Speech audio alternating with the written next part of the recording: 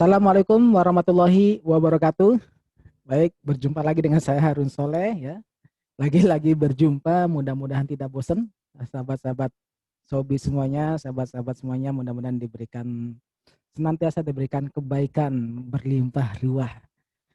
Baik, saya lanjut untuk pertanyaan-pertanyaan seputar terapi emosi atau emotional healing terapi ya, yang sudah kita bahas tentang bagaimana pengelolaan emosi kita dari mulai level bawah, yaitu kita menahan dan menyimpan. Jadi sekali lagi ini semua tipe bagus ya, jadi nggak ada yang cuman kadarnya kawan-kawan dari kalau teman-teman masih sering menyimpan, sering ya. Kalau sering, kalau misalkan kita ya kadang menyimpan, ada yang didamaikan ya kadang. Ya kalau udah sering disimpan terus disimpan, dipendam, dipendam, dipendam. Nah ini yang jadi ber, ber, apa, bermasalah nanti ke kesehatan fisik dan juga kesehatan emosi. Maka kalau Anda sudah terlalu banyak overload nanti ya, terlalu banyak emosi negatif yang disimpan, nanti tiba-tiba meledak secara emosi. Tiba-tiba meledak, ada pemicu aja sedikit. Entah pemicunya itu sesuatu yang remeh-temeh, tapi kok respon kita berlebihan.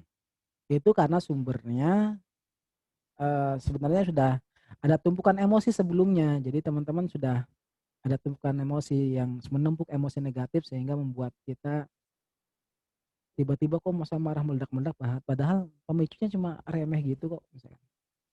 Anda coba ekspresikan dengan menuliskan. Jadi tuliskan ya, ditulis. Saya masih menuliskan, masih tuliskan. Anda ungkapkan dalam tulisan, ya. Kalau Anda nggak suka untuk mengungkapkan, Anda tuliskan. Berarti semua orang, kalau tuliskan kan lebih pribadi ya, lebih privat. Jadi menuliskan, hanya Anda sendiri yang tahu tulis ini, isi tulisan itu apa. Yang penting Anda mengungkapkan semua dalam tulisan. Anda mau coret-coret segala macam, bentuknya nggak karuan, nggak masalah, nggak harus dibagus-bagus. Karena kan itu mengungkap emosi Anda, bentuk emosi. Anda tuliskan. Jadi mulai praktek ya kawan. Misal kalau teman-teman praktek, ada ada manfaatnya yang bisa kita rasakan gitu ya. Jadi mulai menuliskan ya, menuliskan.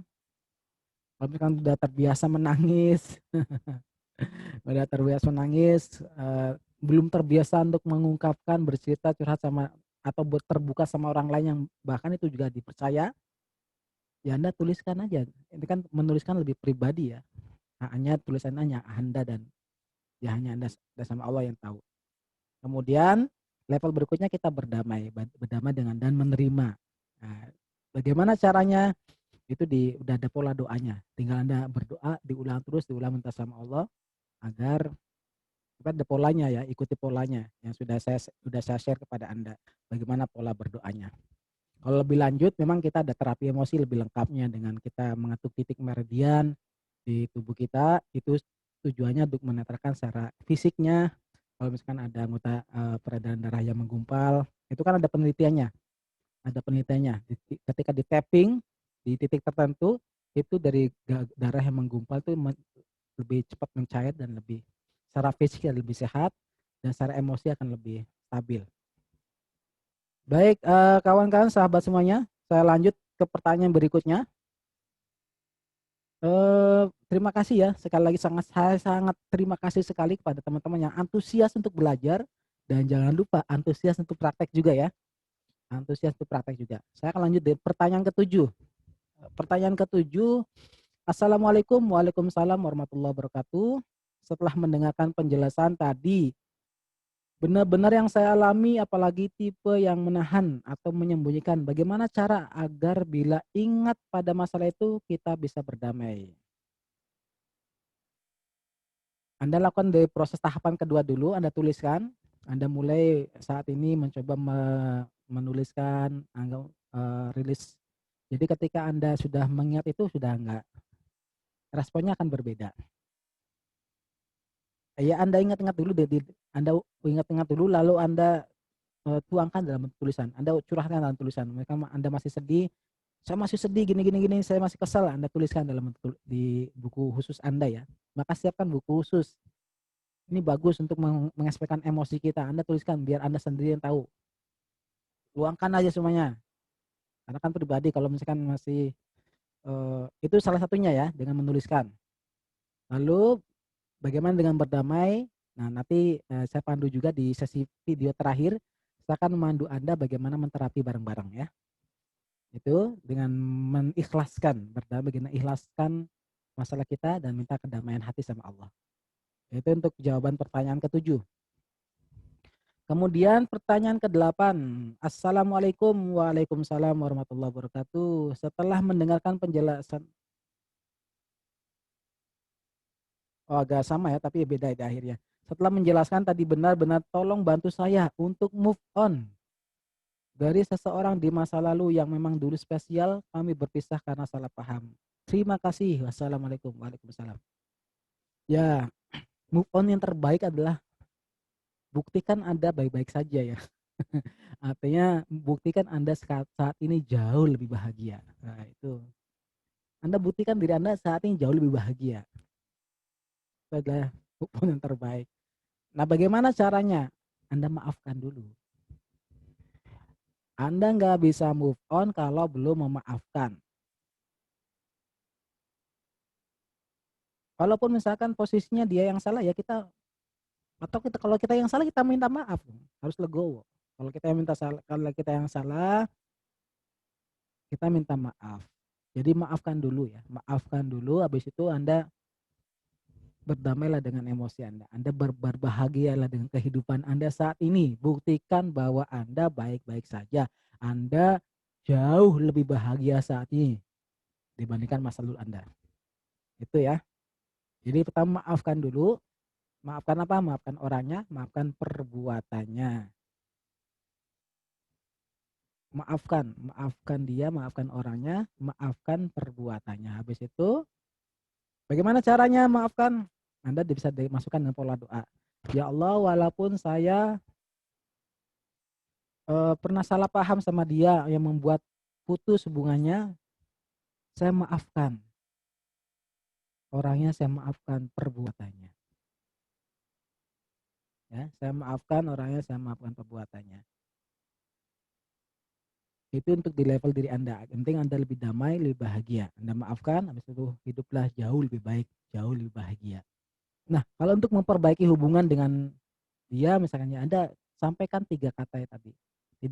Tiga kata permohonan maaf, terima kasih, cinta, kasih sayang. Eh, saya mohon maaf, saya terima kasih atas semuanya apa yang Anda terima kasih mungkin selama ini banyak kebaikan yang sudah dia berikan. Kemudian Anda ucapkan cinta, kasih sayang, penghargaan. Saya mencintaimu atau saya menyayangimu, saya menghargaimu. Kalau misalkan saya mencintaimu, menyayangimu, takut salah paham ya saya menghargaimu. Kalau misalkan masih batas perhubungan pertemanan atau pekerjaan yang membuat misalkan ada selisih paham ya, Anda ucapkan 3 kata itu. Maaf, terima kasih, cinta, sayang, atau penghargaan. Itu ya untuk pertanyaan ke-8. Kemudian pertanyaan ke-9. Sekali lagi untuk yang maaf dan maafkan ya. Untuk kasus maaf dan maafkan, teman-teman bisa cari di video saya tentang terapi maaf dan maafkan. Itu saya lebih detail dibahas ada 3 tahapan ya. Kita maaf dan maafkan itu. Pertama adalah tahapan kita sama Tuhan. Kita pasti ada salah kita sama Allah yang buat hidup kita ruwet. Maka kita minta maaf sama Allah. Ya, pasti ada salah yang kita sama Allah yang membuat hidup kita ruwet, bermasalah hubungan kita, bisnis kita bermasalah, hubungan sosial kita bermasalah dan segala macam karena ada salah kita sama Allah. Maka pertama adalah minta maaf sama Allah. Yang kedua hubungan kita sesama nih, maka kita maaf dan minta maaf sama sesama. Yang ketiga kita maaf dan maafkan diri sendiri. Kita penting maafkan diri sendiri karena banyak sebagian orang itu masih susah maafkan diri sendiri sehingga lebih banyak menyakiti dan mendolimi diri sendiri. Itu karena belum maafkan diri sendiri. Maka kita penting minta maaf dan maafkan diri sendiri. Bagaimana caranya? Itu saya bahas detail di 3 video terapi maaf dan maafkan. Bisa cari ya di channel saya Harun Soleh Official. Kemudian pertanyaan 9. Bismillahirrahmanirrahim. Assalamualaikum warahmatullahi wabarakatuh. Waalaikumsalam warahmatullahi wabarakatuh. Alhamdulillah ala kulli hal, setelah menyimak audio ilmu dari coach, Masya Allah saya termasuk tipe menahan atau menyembunyikan emosi. Saya jadi sedikit takut akan akibatnya. Jika emosi saya menumpuk, saya selalu cari tempat yang luas. Misalnya area sawah, sekedar untuk berteriak, bebas menumpahkan emosi, lalu menangis. Sesudah itu merenung, mohon ampunan sama Allah. Saat tersebut sedikit mengurangi emosi yang ditahan tadi. Agak plong. Pertanyaannya, apakah cara saya dengan berteriak bebas itu diperbolehkan? Sebenarnya saya jarang curhat sama orang lain. Jika memiliki masalah, jazakallah khair atas ilmunya. Alhamdulillah, mudah-mudahan bermanfaat. Ya, berteriak ketika kita tujuan untuk melepaskan plong agar kita lebih plong, ya nggak masalah. Cuman kalau Anda harus teriak terus tiap hari, harus ke sawah terus tiap hari, kan jadi masalah nanti. Ya nggak apa-apa kalau Anda pengen tiap hari harus melepaskan terapinya dengan berteriak, misalkan terus ke sawah yang nggak ada orang misalkan tengah-tengah. Tapi kan harus setiap hari, jadi beban juga nanti, jadi bermasalah. Memang kita gini, memang harus pada tempat yang tepat ya.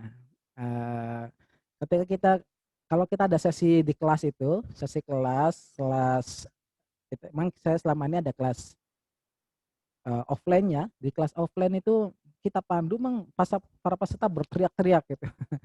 Berteriak, bahkan ada yang histeris,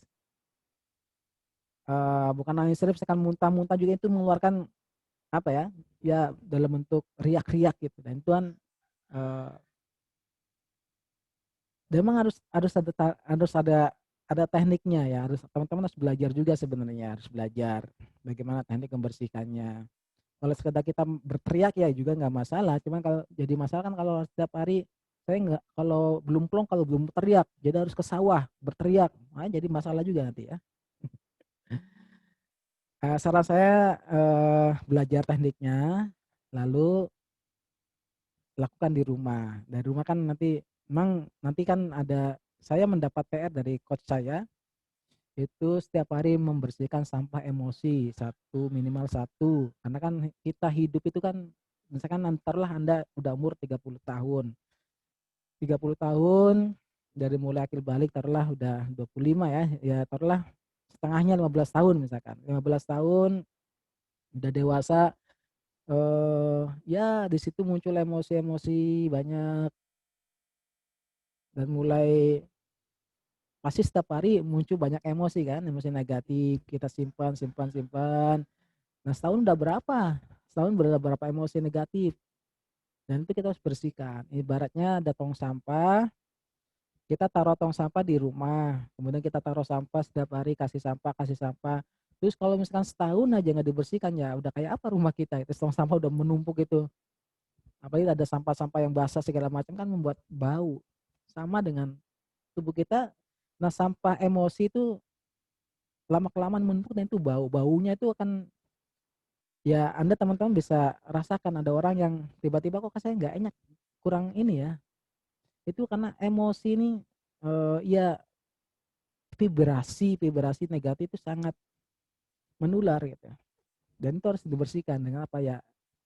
Harus belajar tekniknya yang kita lebih, maka kita kan nggak mungkin di sesi yang sangat singkat ini kita ajarkan semuanya. Kita nih bahas ini udah dasarnya saja udah panjang ya, udah panjang. Ini masih dasar yang kita pelajari. Jadi teman-teman harus, saran saya harus belajar tekniknya dan harus, eh, oh itu untuk bermanfaat juga agar kita lebih bahagia, bahkan kita bisa bantu orang lain juga gitu ya. Jadi tidak salah dengan seperti itu, boleh-boleh saja. Cuman yang jadi masalah kan kalau harus tiap hari misalkan tujuan untuk biar plong harus teriak terus. Nah, itu jadi masalah. Maka saran saya harus belajar tekniknya dan lakukan secara mandiri, bisa di rumah, di saat malam, habis tahajud atau habis sholat isya malam atau pagi.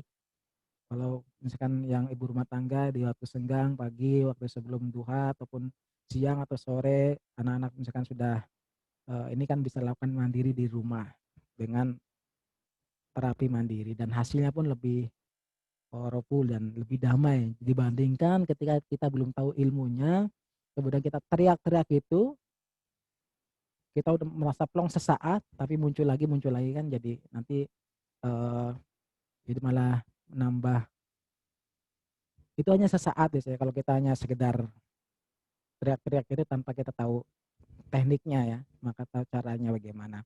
Maka saran saya, ya saya jarang curhat sama orang lain. Nah kalau jarang curhat bisa dengan tulisan. Bagi teman-teman yang jarang curhat dengan orang lain yang mungkin masih belum terbuka, bisa dengan tulisan. Menulis saja, mulai menulis.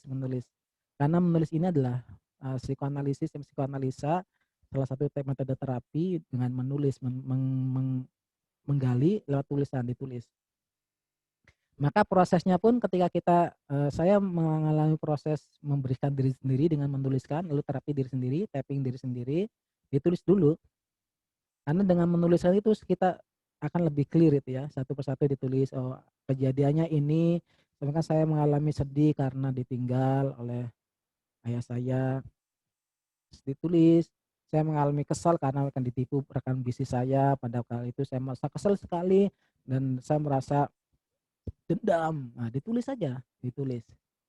Oh, saya malu sekali waktu itu saya dipermalukan di depan umum, di depan teman-teman saya dipermalukan dan saya merasa sangat malu sekali. Nah, itu ditulis, Anda tulis sana, coba tulis. Nah, itu, apalagi teman-teman yang, jarang curhat, saya juga jarang curhat teman-teman ya, jarang terbuka. Ini dia ditulis akan lebih efektif untuk itu. Baik, itu untuk pertanyaan ke-9, jawaban pertanyaan 9. Untuk pertanyaan ke-10. Assalamualaikum, waalaikumsalam warahmatullahi wabarakatuh. Bagaimana caranya saya menahan amarah? Jika suami saya selama dalam masalah dia hampir tiap malam pulang larut malam. Alasannya agar bisa membuang rasa stres di luar. Nanti ngantuk baru pulang di rumah. Sekarang prinsip adalah agar tidak selalu timbul pertengkaran adalah membiarkan saja dan hanya bisa berdoa, memberinya petunjuk dan hidayah dan menyadari kesalahannya yang lalu. Mohon pencerahannya. Apakah ini salah satu terapi healing? Yaitu menerima dan pasrah akan semuanya. Ya Bu, jadi menerima dan pasrah ini kan salah satu ketika kita sudah menerima kondisinya, itu bagian daripada kita sudah mulai mencoba mengikhlas kondisi apapun. Ya Allah, Ibu bisa tambahkan ya.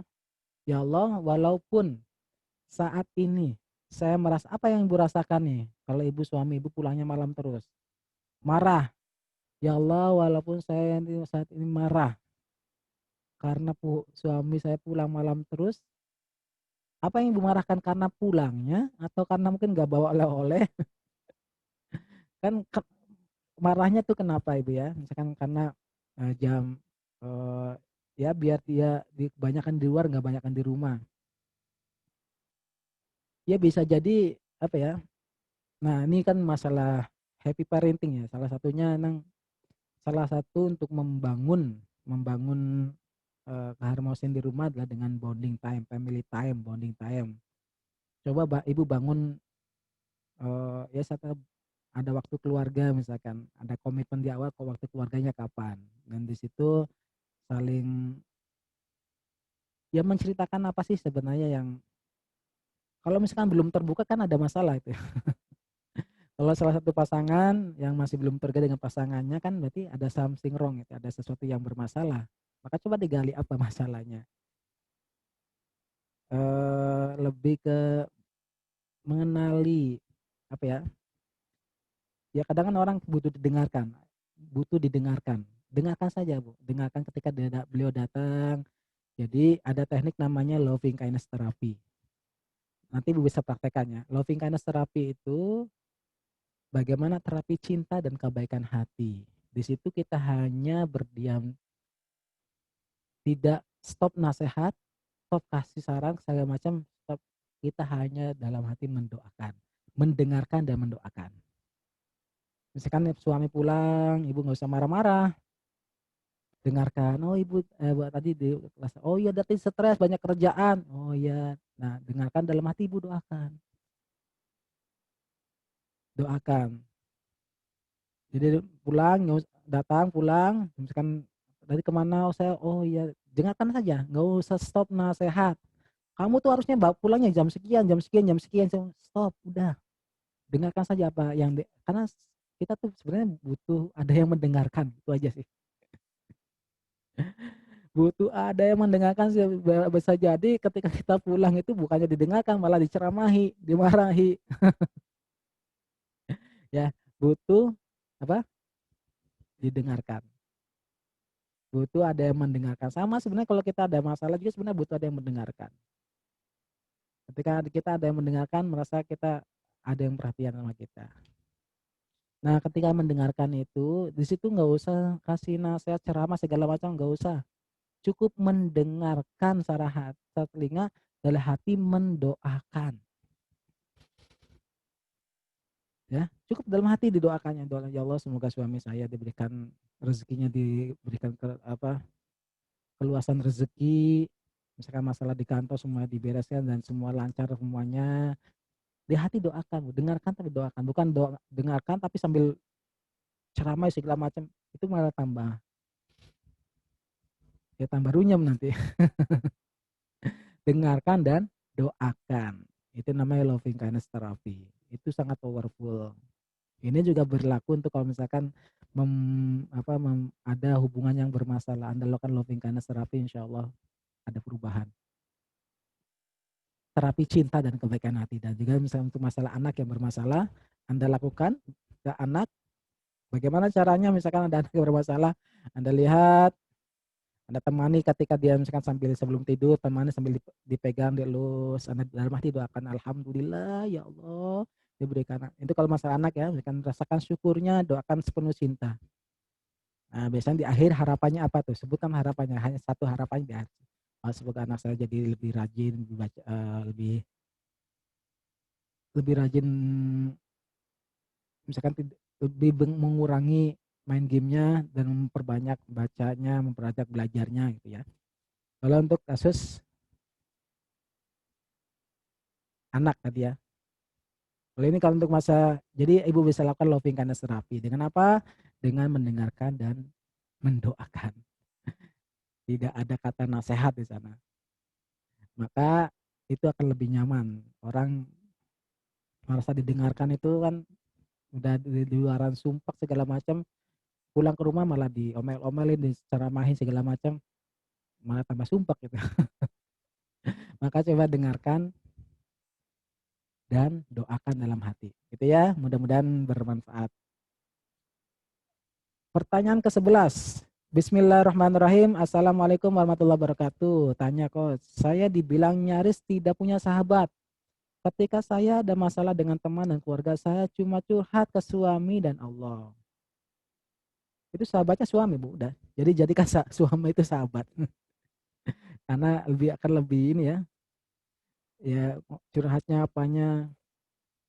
Jika pulang kerja saya langsung peluk suami dan menangis. Kadang suami yang kena emosi, saya sedikit, tapi alhamdulillah suami sudah paham.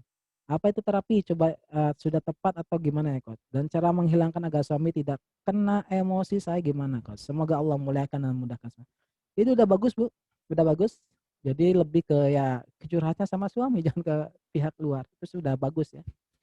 Jadi menceritakan ke suami, karena udah tadi peluk itu kan, pelukan, sentuhan itu bagian daripada loving kindness terapi. Terapi cinta dan kebaikan hati itu sangat bagus Bu. Udah. Eh, nah, agar tidak kena emosi saya, bagaimana caranya? Ibu pertama damaikan dulu emosi ibu dengan apa? Dengan terapi mandiri ya Bu ya. Misalkan ibu apa yang ibu rasakan, lagi kesel. Ya Allah, walaupun saat ini saya sedang kesal. Kalau mungkin selama ini, curhat sama Allahnya kita minta terus, dan misalkan saya, "Ya Allah saya minta diberesan ini segala macam, beresin ini." Nah sekarang, curhat sama Allah, syukur, Bu. Syukur, banyakin syukur minta. Jadi kurangi mintanya, walaupun ya boleh minta kita, cuma kita banyakin syukurnya. Alhamdulillah ya Allah saya diberikan masalah ini, alhamdulillah, alhamdulillah semuanya ini alhamdulillah, jadi banyakin syukurnya. Fokus pada hal yang masih baik, yang fokus pada hal yang masih baik. Alhamdulillah diberikan suami yang baik, yang perhatian, yang kalau saya ada masalah dia selalu ada. Jadi fokus pada rasa syukurnya. Ibu sudah tepat lakukan, jadi curhat sama suami adalah sahabat ibu, jadikan suami itu ya jadi kita tempat curhat, tempat apa, jadi merasa ya semua eee,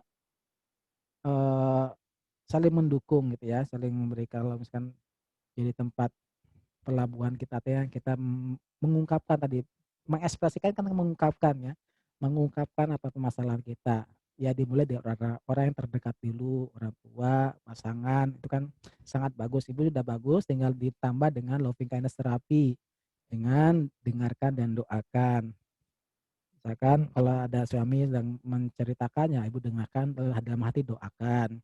Terus gimana coba tidak terkena sama suami, ya Anda terapi mandiri masalah emosinya, fokus, "Ya Allah, walaupun saat ini saya sedih, saya terima rasa sedih ini dan saya pasrahkan kedamaian hati saya kepadamu. Saya ikhlas, saya pasrah, saya ikhlas, saya pasrah." Jadi nanti di video terakhir saya akan pandu Anda untuk bareng-bareng terapi ya, saya pandu nanti, terapi bareng-bareng. Nanti silakan masalahnya disesuaikan dengan masing-masing. Baik itu Ibu ya untuk, pertanyaan ke-11.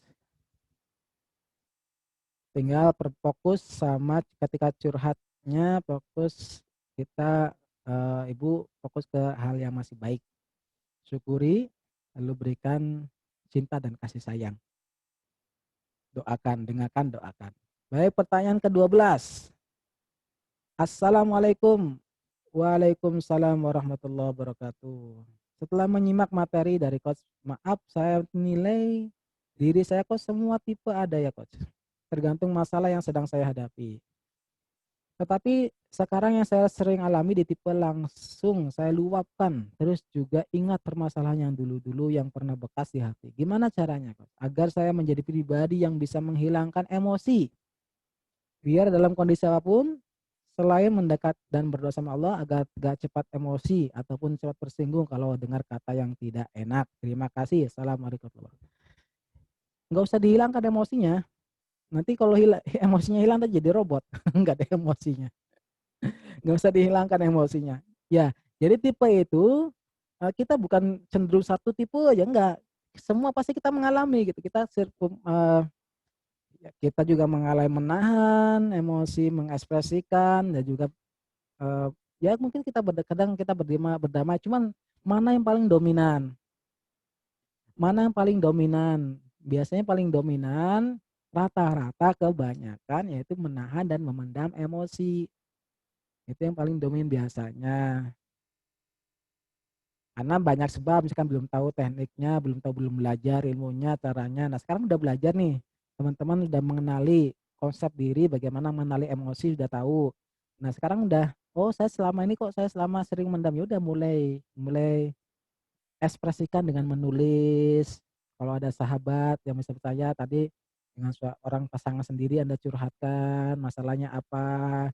Nah, itu bagian mengekspresikan emosi. Tahapan yang lebih lanjut dengan menerima dan berdamai. Nah, ini yang bagus untuk kita kita mengalami dan berdamai, ya. Bukan untuk hilangkan, nanti kalau dihilangkan nanti malah nggak punya emosi, repot nanti. Lalu bagaimana caranya agar tidak mudah cepat tersinggung? Ya, ketika Anda mengalami masalah emosi negatif tertentu, langsung didamaikan. Bagaimana dengan doa? Misalkan saya mengalami sedih, "Ya Allah, walaupun saat ini saya sedang mengalami kesedihan karena apa, mengalami kemarahan karena apa, ketakutan karena apa, saya terima ya Allah dan saya pasrahkan kedamaian hati saya kepadamu. Saya ikhlas, saya pasrah. Saya ikhlas, saya pasrah. Ya Allah, walaupun saat ini saya sedang mengalami apa, masalah emosinya apa, saya terima ya Allah dan saya pasrahkan kes kedamaian hati, ketenangan hati saya kepadamu. Saya ikhlas, saya pasrah. Saya ikhlas, saya pasrah, saya ikhlas, saya pasrah." Itu ya. Jadi dibantu dengan doa ketika kita mengalami kondisi emosi yang sedang, apa, yang sedang masalah. Baik, terima kasih ini untuk udah sampai pertanyaan ke-12. Pertanyaan 13 dan selanjutnya akan saya jawab di video saya selanjutnya ya. Mudah-mudahan bermanfaat. Sampai jumpa di video saya selanjutnya. Terima kasih. Assalamualaikum warahmatullahi wabarakatuh.